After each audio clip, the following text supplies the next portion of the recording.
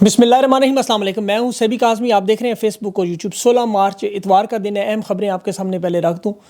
Supreme court ججز اڈیالہ جائیں گے یا عمران خان سپریم کورٹ پیش ہوں گے؟ حکومت اور اسٹیبلشمنٹ پریشان ہے، بڑا کیس لگ گیا۔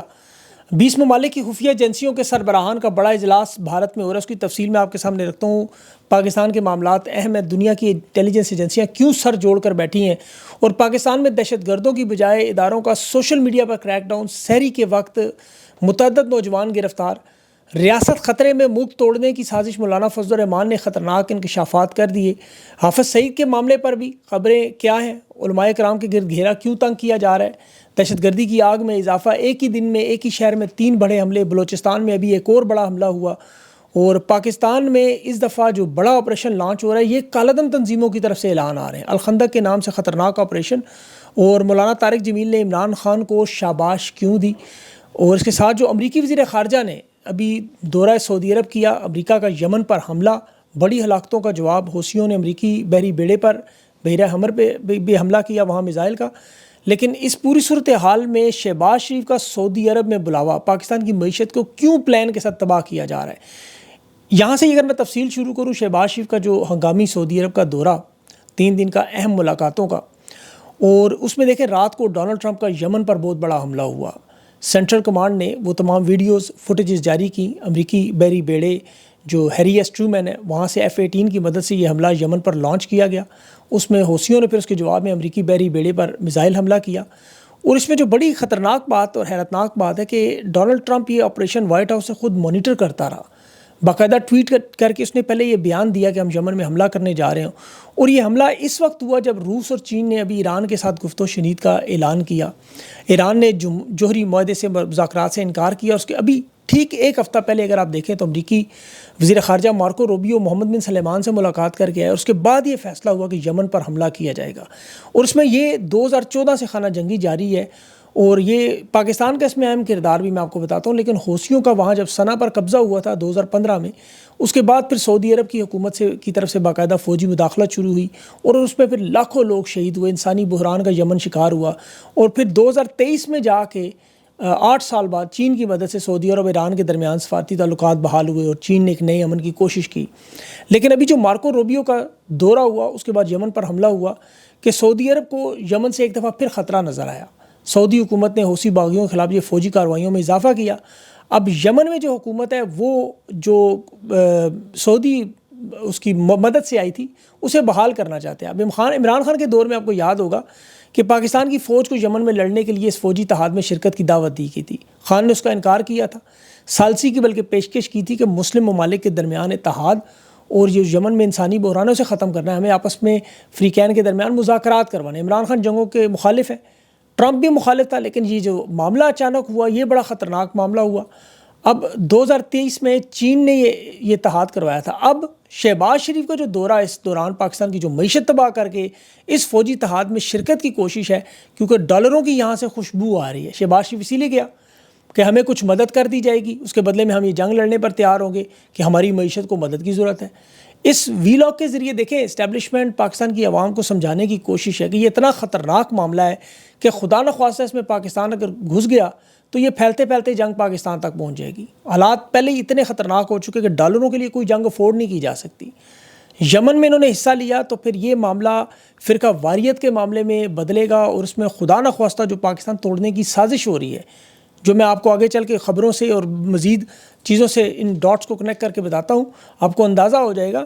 یہ انتہائی خطرناک معاملہ، ہر محب وطن پاکستانی اس وقت تشویش میں ہے۔ نیو دلی میں اس وقت ہندوستان کا ایک اعلیٰ سطح کی کانفرنس ہو رہی ہے جس میں دہشت گردی اور بین الاقوامی جرائم کے لیے انٹیلیجنس شیئرنگ کے نظام کو مضبوط بنانے کی کانفرنس کے نام پہ امریکہ سمیت دنیا کی 20 انٹیلیجنس ایجنسیوں کے چیف اس وقت موجود ہیں۔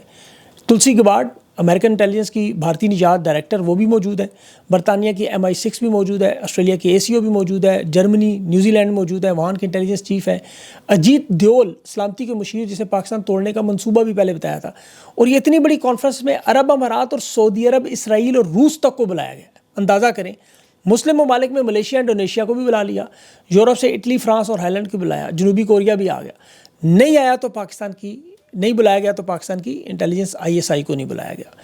اب یہ بات آپ سارے نیکسس کو سمجھیں گے، آپ کو آئیڈیا ہو جائے گا کہ اس خطے میں انٹرنیشنل لیول پر کی بہت بڑی کوشش، جس میں اب امریکی حمایت بھی آپ کو نظر آئے گی. عالمی سلامتی مسائل جو ہیں اس پر مشترکہ حکمت عملی بنائی جا رہی ہے.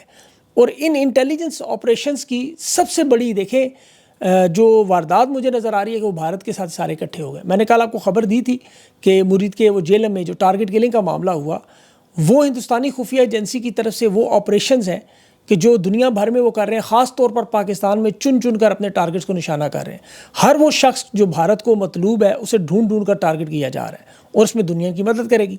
ابھی جو حافظ سعید صاحب کے بارے میں خبریں آ رہی تھیں، اب چونکہ وہ 26/11 میں پارلیمنٹ میں بھارت کے حملے میں وہاں مطلوب مجرم کے طور پر دیکھا جاتا ہے، ایک ٹارگٹ ہے. سوشل میڈیا پر ان کے حوالے سے خبریں آئیں کہ حافظ سعید اور ان کے بھتیجے کو شاید اس میں نشانہ بنایا گیا. اس کی تردید آئی کہ وہ تو کوٹ لکھپت میں سرکاری حفاظت میں موجود ہے، لیکن اور جو بندہ جیلم میں ٹارگٹ کیا گیا وہ بھی ماجد نظامی صاحب نے خبر دی کہ وہ سندھ کا شہری تھا، لیکن وہ بھی مقبوضہ کشمیر میں ہندوستان کی قید سے رہا ہو کر آیا، یعنی وہ بھی انہیں مطلوب تھا.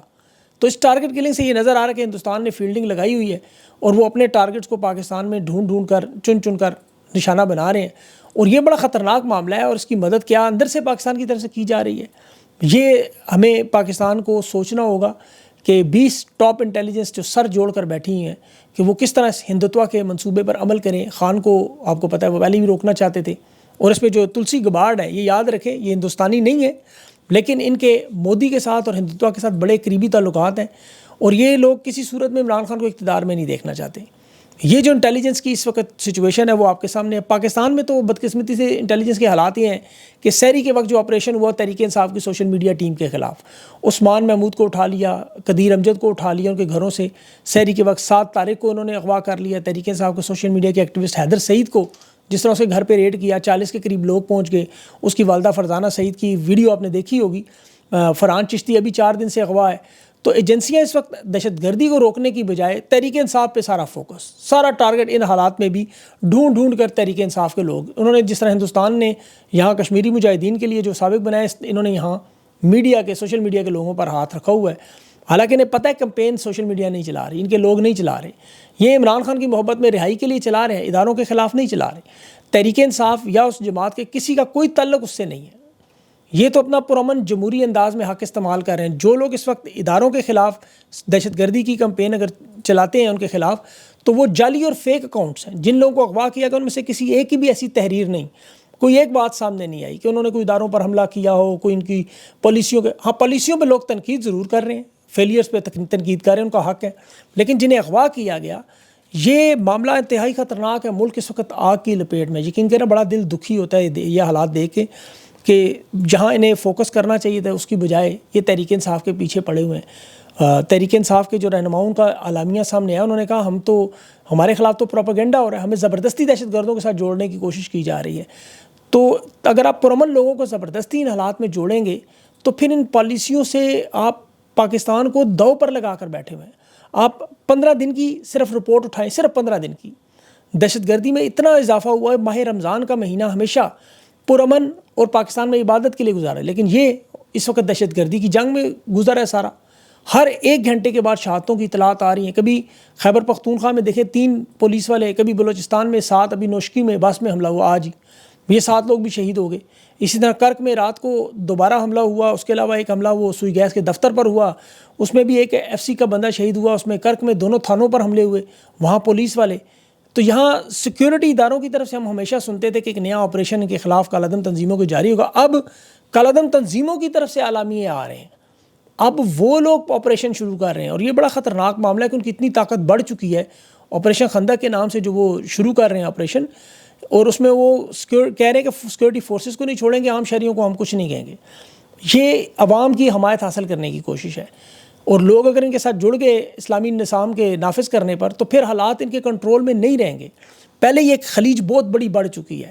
اگر لوگوں نے ان کا یہ بیانیہ تسلیم کر لیا تو پھر یہ حالات پاکستان کے لیے مجھے بڑے خطرناک نظر آ رہے ہیں.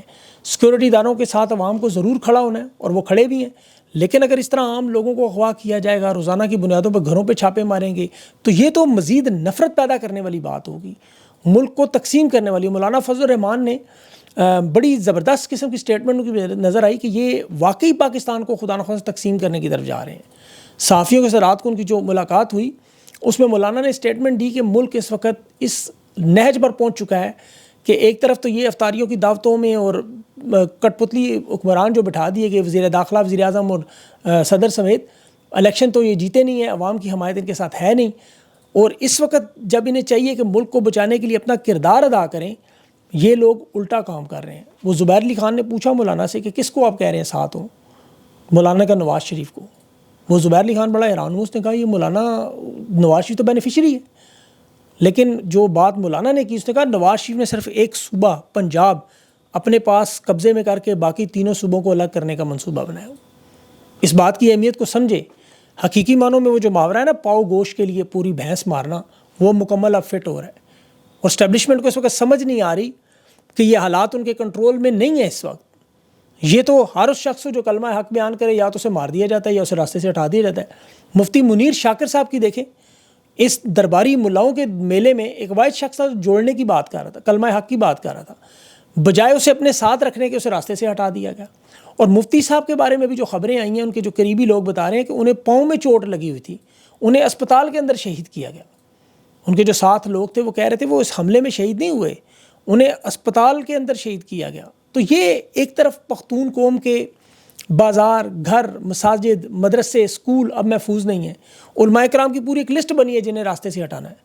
اب اس میں کردار بھی دیکھیں پھر علماء کرام کو ادا کرنا ہوگا۔ یہ بہت بڑی طاقت ہے، اگر پرامن انداز میں سامنے آئیں، جس طرح غزہ اور شام کے بارے میں دیکھیں، احتجاج کرتے تھے، لوگوں کو اکٹھا کرتے تھے، یہ اسی طرح عوام کو یہ سبق سکھائیں، اپنی قوم کو بتائیں کہ پختون ہوں، بلوچ ہوں، سندھی ہوں، پنجابی ہوں، ان سب لوگوں کو اکٹھا کر کے سیاست سے بالا تر ہو کے ملک کو بچانا ہے۔ مراد سعید نے جو بات کی تھی نا کہ آواز اٹھانا جنازے اٹھانے سے بہتر ہے، تو اس وقت آواز اٹھائیں، پاکستان کی قوم کو اس ملک میں لگی ہوئی جنگ کو ختم کرنا ہے۔ اور میرے خیال میں تو یقین کریں باخدا عمران خان کی رہائی اب اور زیادہ اہم ہو گئی ہے۔ اس وقت پاکستان جس نازک موڑ پر پہنچ چکا ہے، ہم لوگ وہ ہمیشہ سنتے ہیں نازک موڑ، یہ حقیقی معنوں میں نازک موڑ پر ہم پہنچ چکے ہیں۔ اس وقت عمران خان کی پاکستان کو اشد ضرورت ہے کہ وہ یہ مسائل ختم کر سکتے ہیں۔ عوام کو سوچنا چاہیے کہ جس طرح سربیا میں لوگ نکلے، جس طرح بنگلہ دیش میں لوگ نکلے، پرامن انداز میں اگر طلباء، علماء، تاجر، یہ سب جمہوری امن طریقے سے اگر سڑکوں پر اپنا حق استعمال کرتے ہوئے اب نکلیں اور خان کی رہائی کو ممکن بنائیں، تو یہ انشاءاللہ پاکستان کو بچائیں گے۔ یہ بڑا اہم معاملہ ہے۔ خان کے کیسز کے حوالے سے پہلی دفعہ سپریم کورٹ میں ذاتی حیثیت میں خان کو پیش کرنے کا فیصلہ ہوگا۔ یہ 25 مئی 2022 کا جو لانگ مارچ، اس کی سزائیں عمران خان کو دی گئی تھیں۔ آپ کو پتہ ہے ابھی تک سپریم کورٹ سے خان کو سزا نہیں ملی، ہائی کورٹ اور لوور کورٹ سے یہ سزائیں ملی۔ اب یہ کوشش تو کر رہے ہیں کہ تیسری مرتبہ نائل کر کے ایک نیا ریکارڈ لگائیں۔ ان کے ٹاؤٹس پہلے یہ عدالتی فیصلے آپ کو پتہ ہے سنا رہے ہیں۔ جو سٹرکچر انہوں نے اس وقت بنایا ہوا ہے، یہ چاہتے ہیں کہ آئینی عدالت جو ہے یا تو اب اڈیالہ جیل کے اندر جا کے لگائی جائے گی، جو کہ ایک نیا ریکارڈ بنے گا، یا عمران خان کو سپریم کورٹ میں پیش کیا جائے گا۔ اب جو لانگ مارچ کا معاملہ تھا، اس میں آپ کو پتہ ہے توہین عدالت کا کیس تھا، اور توہین عدالت کے کیس میں اب لانگ مارچ پرامن احتجاج تھا جس میں عمران خان نے کینسل کر دیا تھا حالانکہ اس کو، لیکن یہ کیس سپریم کورٹ میں آ چکا ہے، اور یہ آئینی عدالت کے سامنے خان کا پہلا کیس ہوگا، اور عمران خان سامنے ان کے موجود ہوں گے۔ اور اس وقت تو ملٹری کیس کی اگر آپ صرف کیس دیکھیں تو 46 سماعتیں ہو چکی ہیں، 1 سال ہو گیا ہے، عید سے دوسری عید آ چکی ہے، اور ان کی کوشش یہ ہے کہ 26ویں ترمیم کا کیس نہ لگے ورنہ آئینی عدالتیں اڑ جائیں گی۔ اور یہاں جو اہم خبر آ رہی ہے کہ 27ویں ترمیم لانے کی کوشش کی جا رہی ہے، ایک نئی چیز کہ اس میں اداروں کا جو حلف ہے جو انہیں سیاست سے مداخلت میں روکتا ہے، اسے ختم کر دیا جائے، جان ہی چھڑا لی جائے، تاکہ انہیں مکمل کنٹرول دے دیا جائے، یہ مداخلت کریں جو مرضی کریں۔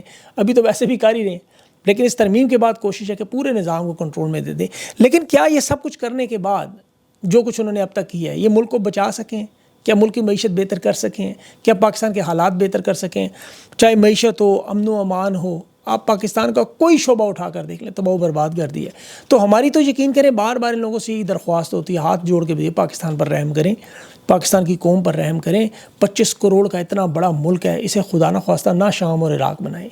وہ شام اور عراق تو پھر آپ کو پتہ ہے کسی نہ کس طرح گزارا کر کے ان کے پاس تو قدرتی وسائل چل رہے تھے، یہاں تو کچھ بھی نہیں ہے۔